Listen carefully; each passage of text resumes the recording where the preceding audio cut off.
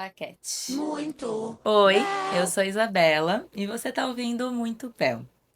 Esse episódio foi um pedido de vocês. Ele não estava no cronograma final, mas eu precisei introduzir porque eu achei o assunto muito legal para deixar de fora. Então vamos lá. Muita gente me pergunta com uma certa frequência se eu já tive intercorrências no consultório. E hoje eu respondo com a maior tranquilidade. É claro. A intercorrência para mim não é se ela vai acontecer, mas quando e o quanto eu estou preparada para esse quando. Nem sempre na vida eu falei isso com essa serenidade. Eu lembro da minha primeira intercorrência e ela aconteceu muito cedo na minha trajetória com estética. Era dia 21 de dezembro, eu tinha começado há pouco tempo a fazer procedimentos com material preenchedor. E eu lembro daquele dia com uma clareza quase desconfortável.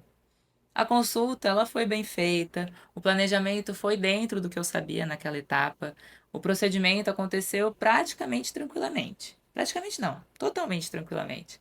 Nada que fugiu do esperado naquele momento. Eu finalizei o atendimento achando que tinha sido um caso bem executado. Mas talvez ali já existisse um excesso de confiança, até meio silencioso. Aquela sensação de que você começou a dominar algo, de que as mãos já respondem quase automaticamente ao que o raciocínio já construiu. Aí corta para 2 dias depois, eu recebo uma mensagem. Isabela, tudo bem? Eu tô sentindo como se eu ainda tivesse anestesiada. Aí eu pensei, cara, anestesiada. 2 dias depois, o que será que aconteceu? Aí na hora eu organizei as hipóteses, pensei em parestesia, em nervo, algo que relacionado até à anestesia, alguma lesão com a agulha. E aí eu perguntei para ela onde que ela estava sentindo essa sensação de anestesia. E ela respondeu, nos meus lábios, em cima e embaixo. E aí eu senti um frio percorrer a minha coluna, porque em cima e embaixo são inervações diferentes. Aí eu pedi foto para ela me enviar. E quando a imagem chegou, eu vi. Não era tão diferente do desenho de acidente vascular que eu via nos livros, mas era mais nítido, mais evidente, mais vivo. Ali eu confesso que eu tive um pequeno ataque de pânico. Aquela fração de segundos que você começa a rebobinar. E se eu tiver deixado alguma coisa passar? Como é que eu não vi? O que eu vou fazer agora? Sabe aquelas coisas? E aí veio um estalinho de consciência logo depois. E eu respondi imediatamente para ela: Você consegue vir até o consultório nesse momento? E aí ela me falou que ela estava no carro indo para Ribeirão Preto, no meio da estrada. E aí eu fui muito enfática. Você pega o primeiro retorno e volta, porque eu preciso resolver isso hoje. Desliguei o telefone, fiquei alguns segundos em silêncio. O consultório até parecia meio diferente, sabe? A cadeira estava ali, a iluminação estava ali, mas eu não estava igual. Porque naquele momento eu entendi que competência não é sobre nunca errar. É sobre como você reage quando algo ameaça sair do controle.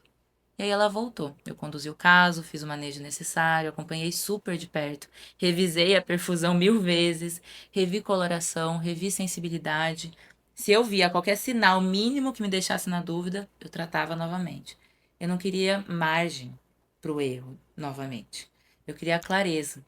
E aí eu acompanhei no dia seguinte, acompanhei no outro e no outro e deu tudo certo. Respirei, todo mundo respirou e ela continuou minha paciente. Mas eu não voltei ao normal no dia seguinte. Eu fiquei estática. E não estática no sentido de paralisar atendimento, mas estática por dentro. Eu revia mentalmente cada ponto, cada plano, cada profundidade, cada decisão. E ali eu entendi algo que depois parece muito simples, inclusive de falar para vocês. Quando a gente começa a confiar demais na própria repetição, a gente relaxa onde não deveria. É como dirigir um caminho que você já conhece de cor. Você acha que sabe cada curva. E justamente por isso você presta menos atenção. E na estética isso é muito perigoso. Às vezes você já fez aquele procedimento dezenas de vezes. Às vezes a sua agenda está lotada, corrida, e o corpo acaba entrando no automático. E foi ali que eu entendi que eu posso escolher até como eu quero atender, em que ritmo eu quero trabalhar, mas principalmente com qual nível de atenção eu quero estar presente naquele momento. Porque responsabilidade também é estar inteira quando você está ali. A intercorrência me ensinou que a técnica ela exige principalmente presença. E a presença ela não combina com o automático. E o que mudou muito foi a minha postura. Eu precisei encarar uma camada que pouca gente gosta de admitir, o próprio ego. Porque durante a carreira a gente quer acertar sempre. A gente está tratando uma pessoa, um rosto, uma vida. Quer mostrar segurança, quer provar que está pronto. E a intercorrência ela desmonta essa fantasia. Ela mostra que o corpo é muito maior do que o seu planejamento. Que a autoconfiança ela não altera em hipótese nenhuma a anatomia.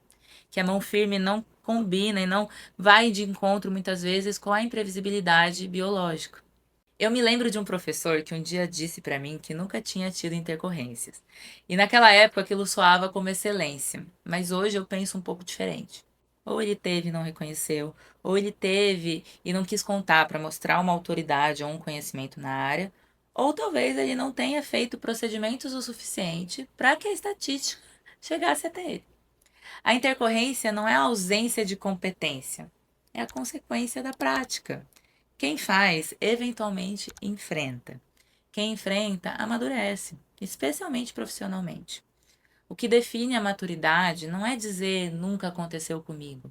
É saber dizer aconteceu e eu sei conduzir. Se dentro da porcentagem do risco acontecer, eu estou preparada e saberei o que fazer. Porque fazer, todo mundo aprende. Técnica, todo mundo aprende.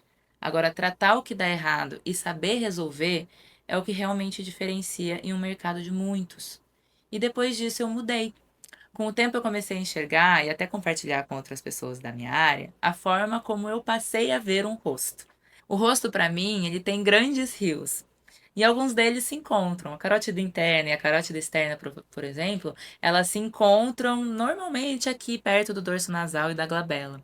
É uma região de conexão delicada entre dois grandes sistemas vasculares. Para mim, eu brinco que é o encontro do Rio Negro e do Rio Solimões. Quando você entende isso, a intercorrência deixa de ser um ponto afetado. Ela vira um mapa, o rosto vira um mapa. Mas mapa não é fotografia, ele sofre alterações. Ele muda de acordo com a individualidade de cada paciente. Quando a vascularização é interrompida, todo o fluxo seguinte fica prejudicado. Se você não entende o caminho do rio, você acaba tratando só a margem. A intercorrência também é diagnóstico, inclusive vascular. O raciocínio é o raciocínio do fluxo, é pensar no circuito completo e não num ponto isolado. Depois daquele caso, eu revisei tudo. Eu estudo o tempo inteiro, relembro o tempo inteiro, reviso mais uma vez. Manter o conteúdo fresco na minha cabeça é parte da responsabilidade. Porque o excesso de confiança é perigoso justamente quando ele cai no automático, no monótono e no silencioso. Passei a estruturar melhor o meu pós, passei a comunicar com mais clareza, com menos medo, passei a reforçar que dúvida nunca é exagero. Hoje, por exemplo, eu tenho um ultrassom diagnóstico no consultório, não como um produto para vender alguma coisa, mas um instrumento de segurança para mim e para o meu paciente. Porque ele não elimina o risco, mas ele reduz a imprevisibilidade. E reduzir a imprevisibilidade é responsabilidade. Agora me conta uma coisa, bem sincero. Quando foi a última vez que você reciclou o seu curso de emergências? Você tem um protocolo claro de emergência? Seu kit está dentro da validade? A sua equipe está bem treinada? Sabe exatamente onde ele está? Você já treinou um cenário real, assim, de ter que ir para o hospital? Você sabe qual que é o hospital mais próximo? Porque quase ninguém mostra a estrutura ou o kit de emergência. Quase ninguém ensina o que está por detrás daquele antes e depois. Quase ninguém mostra o que sustenta o resultado quando algo sai do esperado. E isso precisa mudar. A responsabilidade ela não é estética, é preparo, é o bastidor, é a estrutura invisível. Talvez estabilidade não seja nunca ter turbulência. Talvez seja saber sustentar o fluxo quando a corrente muda. O rio estável não é aquele que não encontra pedra no caminho. É o que encontra caminho mesmo assim. O que define a sua carreira é o que você faz antes da intercorrência acontecer. É o quanto você estuda quando ninguém está olhando. É o quanto você revisita o básico. É o quanto você permanece atento quando já tem experiência. É o que você faz depois também. É o que você corrige, é o que você muda, é o que você decide nunca mais fazer no automático. É isso. A gente se encontra no próximo Muito Bel. Tchau.